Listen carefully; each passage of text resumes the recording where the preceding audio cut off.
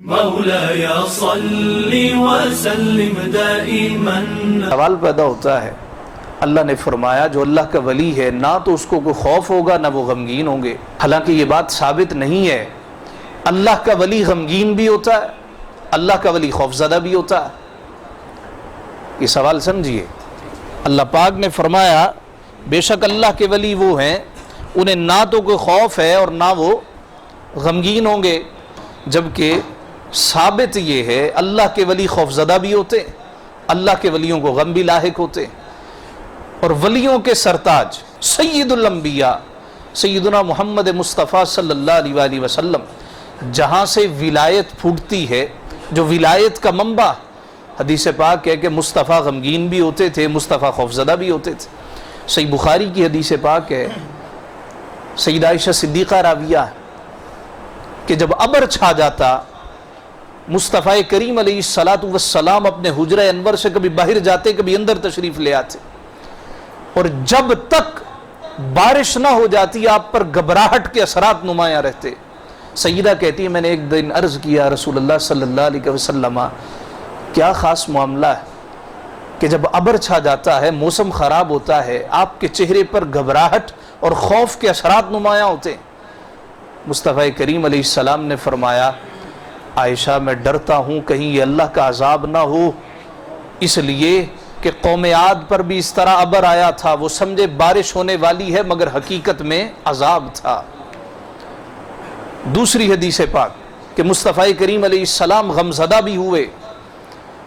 حدیث پاک ہے جناب ابراہیم مصطفیٰ کے صاحبزادے، ان کا وقت وصال قریب آیا تو صحابی کہتے ہیں مصطفیٰ کے ساتھ جناب ابراہیم کے رضائی والد ابو سیف لوہار کے پاس گئے۔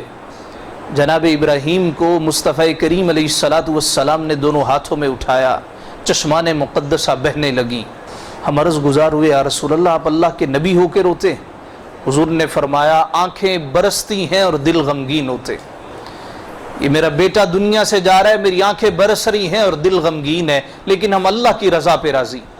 تو معترضین کیا اعتراض کرتے ہیں کہ اللہ کے ولیوں کے سردار، نبیوں کے سردار جب خوف زدہ ہوتے ہیں، جب ان پر خوف طاری ہوا، جب وہ غمگین ہوئے تو عام اللہ کا ولی خوف زدہ کیوں نہیں ہوتا؟ وہ بھی خوف زدہ ہوتا۔ عام اللہ کا ولی بھی خوف زدہ ہوتا ہے، عام اللہ کا ولی بھی غمگین ہوتا ہے۔ اس کا جواب کیا ہے؟ اس کا جواب یہ ہے کہ اللہ کے ولیوں پہ جو خوف طاری ہوتا ہے یہ ان کو ضرر نہیں پہنچاتا، اس لیے کہ اعلیٰ ضرر کے لیے آتا۔ الا ان اولیاء اللہ لا خوف علیہم، یہ خوف ان کو تکلیف میں مبتلا نہیں کرتا، یہ خوف ہوتا ہے تو فقط خدا کا خوف ہوتا۔ آقا علیہ السلام جب ابر چھا جاتا خوف زدہ ہوتے، جو روایات میں آتا ہے اس کا مطلب یہ ہے وہ دنیا سے خوف زدہ نہیں ہوتے تھے، مولا سے خوف زدہ ہوا کرتے تھے۔ اور آقا علیہ السلام نے فرمایا حدیث پاک ہے میں اللہ کی سب سے زیادہ معرفت رکھتا ہوں اور اللہ سے سب سے زیادہ خوف زدہ میں رہتا ہوں۔ تو معنی کیا ہے کہ ان کو خوف کوئی ضرر نہیں دیتا، ان کو خوف ہوتا ہے تو فقط خوف خدا ہوتا۔ اور رہی غم کی بات کہ یہ غمگین بھی ہوتے ہیں، غمگین نہ ہونا اس کا مطلب یہ ہے کہ ان کو اپنے گناہوں کا غم نہیں ہوگا۔ حشر کے دیہاڑے جب اللہ کے حضور حاضر ہوں گے ان کو گناہوں کا کوئی غم نہیں ہوگا کہ ہم نے گناہ کیے، اس لیے کہ غم کا تعلق ماضی کے ساتھ ہوتا ہے اور خوف کا تعلق مستقبل کے ساتھ ہوتا ہے۔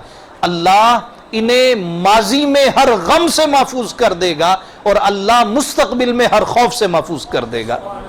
یہ اللہ کے ولیوں کی نشانیاں، اللہ کے ولیوں کی علامات ہیں۔